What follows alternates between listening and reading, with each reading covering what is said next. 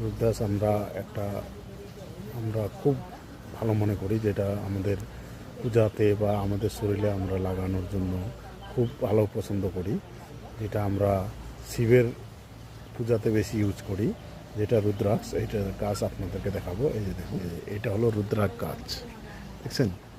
আপনাদেরকে ফলও দেখাবো, রুদ্রাক্ষ ফল। এই যে দেখেন, এই যে ফলগুলো দেখছেন, সবুজ সবুজ, এগুলো হলো রুদ্রাক্ষ ফল। এই সবুজ যে মানে ওর ছালটা আছে, ওটা ফলের ছালটা ফেলে দিলেই ওর ভিতরে রুদ্রাক্ষটা থাকে। ওটাকে শুকালে, ওটা ড্রাই করলে সুন্দর দেখা যায় ফল। কত সুন্দর ফল ফুলছে দেখছেন? এটা হলো রুদ্রাক্ষ গাছ।